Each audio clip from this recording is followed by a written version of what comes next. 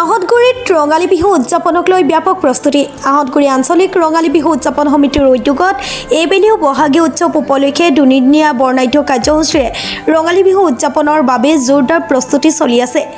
আগন্তুক 18 আৰু 19 এপ্ৰিল তাৰিখে আহতগুৰি বিহুতলী খেলপথাৰত অনুষ্ঠিত হ'বলগীয়া এই উৎসৱক লৈ সমগ্ৰ অঞ্চলজুৰি উৎসাহ উদ্দীপনাৰ সৃষ্টি হৈছে।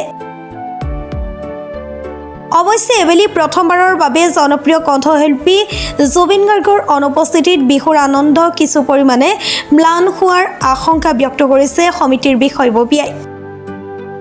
কাৰ্যসূচী অনুসৰি 18 এপ্ৰিল শনিবাৰে পুৱা অনুষ্ঠানৰ শুভাৰম্ভ হ'ব বন্তি প্ৰজ্বলনৰ জৰিয়তে। বন্তি প্ৰজ্বলন কৰিব আহতগুৰি আঞ্চলিক ৰঙালী বিহু উদযাপন সমিতিৰ কাৰ্যকৰী সভাপতি বিজু কুমাৰ দাসে। তাৰ পিছতে সভাপতি ক্ষিতিশ চন্দ্ৰ দাসে বিহু পতাকা উত্তোলন কৰিব। পুৱা 11 বজাৰ পৰা খেল ধেমালিৰ অনুষ্ঠান অনুষ্ঠিত হ'ব। সন্ধিয়া 6 বজাত স্বৰ্গীয় নাথুৰাম হাজৰিকা সোঁৱৰণী সাংস্কৃতিক সন্ধিয়াৰ শুভ উদ্বোধন কৰিব আহতগুৰি পৰিপূৰক স্বাস্থ্য কেন্দ্ৰৰ চিকিৎসক ডাক্তৰ নৱ কুমাৰ দাসে। উক্ত দিনৰ মুখ্য আকৰ্ষণ হিচাপে সদৌ অসম ভিত্তিত দলীয় বিহু প্ৰতিযোগিতা অনুষ্ঠিত হ'ব। 19 এপ্ৰিল ৰবিবাৰে বিয়লি 2 বজাৰ পৰা ভেকচন প্ৰতিযোগিতা অনুষ্ঠিত হ'ব। সন্ধিয়া 6 বজাৰ পৰা স্থানীয় শিল্পীসকলৰ অংশগ্ৰহণেৰে সাংস্কৃতিক অনুষ্ঠান আগবঢ়োৱা হ'ব। তাৰ পিছতে সন্ধিয়া 8 বজাত স্বৰ্গীয় শিশুৰাম হাজৰিকা সোঁৱৰণী সাংস্কৃতিক সন্ধিয়াৰ শুভ উদ্বোধন কৰিব ধৰমটোল জিলা পৰিষদৰ প্ৰাক্তন সদস্য পল্লৱ বৰদলৈয়ে। অন্তিমটো দিনৰ মুখ্য আকৰ্ষণ হিচাপে অসমৰ জনপ্ৰিয় কণ্ঠশিল্পী জ্যোতিপলৰ গীতৰ সৰে দৰ্শকক মোহিত কৰিব।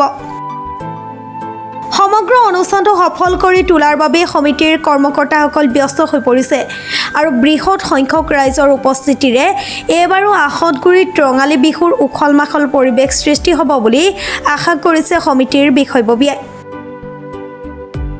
এবাৰ জুবিনবিহীন আমাৰ বহাগী উৎসৱটো এবাৰ ৰাইজৰ সিমান উৎসাহ নাই আগৰ দৰে।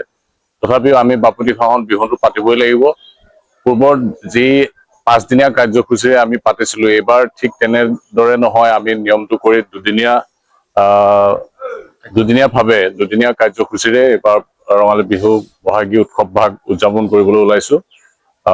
অহা 18 এপ্ৰিল আৰু 19 এপ্ৰিল তাৰিখ বহাগৰ 4 আৰু 5 বহাগ। আমাৰ 18 এপ্ৰিল মানে 4 বহাগত আমাৰ আগত মুকলি বিহু হয়। এবাৰ সেই ভাগো আমি অকণমান কৰিছোঁ, এবাৰ বাতিল কৰিছোঁ। আমি ডাইৰেক্ট দলীয় বিহু প্ৰতিযোগিতা হ'ব সেইদিনা বিশেষ আকৰ্ষণ।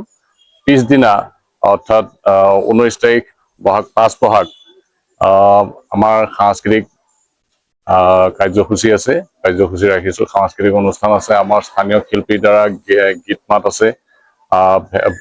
দিনৰ ভাগত আমাৰ পৰম্পৰাগত খেল ধেমালি আছে আৰু ৰাতিলৈ জ্যোতি পল নামৰ এজন গায়কে গীত পৰিৱেশন কৰিব আৰু লগতে বেহাৰবাৰী আউটপোষ্টতো তেওঁ অভিনয় কৰি থাকে। ৰাজীৱ দেউৰী বুলি এজন কৌতুক অভিনেতা ইয়াত তেওঁ কৌতুক প্ৰদৰ্শন কৰিব আৰু লগতে স্থানীয় শিল্পীৰ দ্বাৰা গীত মাত নৃত্য ইত্যাদি অনুষ্ঠান চলি থাকিব।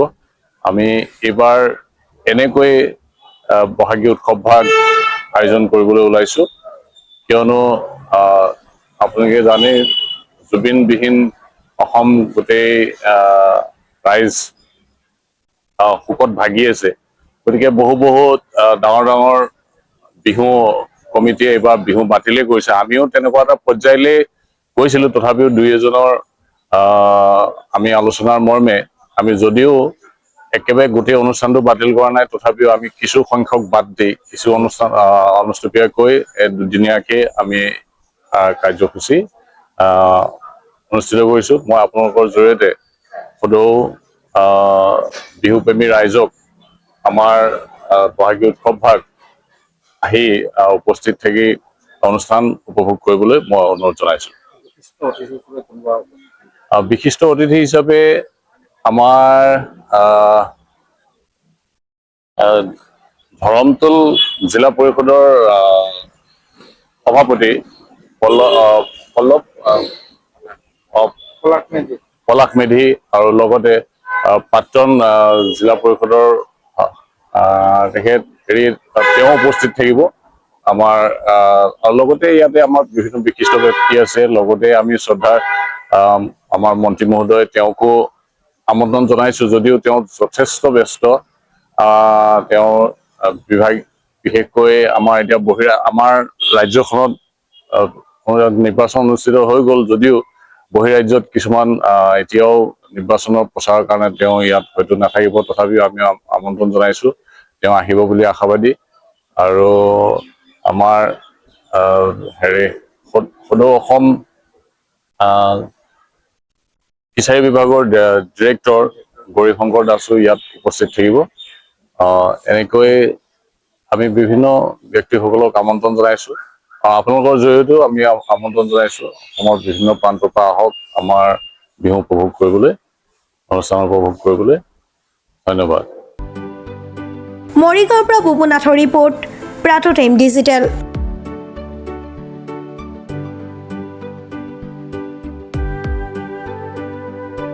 শদিয়াৰ পৰা ধুবুৰীলৈ বৰাকৰ পৰা ব্ৰহ্মপুত্ৰলৈ সকলোৰে মাজত চিনাকি এটা নাম প্ৰাতঃ টাইম থলুৱা ভাষা কৃষ্টি আৰু সত্য বাতৰিৰ আধাৰত প্ৰতিষ্ঠিত খবৰ প্ৰাতঃ টাইমৰ প্ৰতিটো বা বাতৰি পুংখানুপুংখভাৱে চাবলৈ Facebook YouTube website Twitter Instagram আৰু ব্লগাৰ পেজত লাইক আৰু ফ'ল' কৰক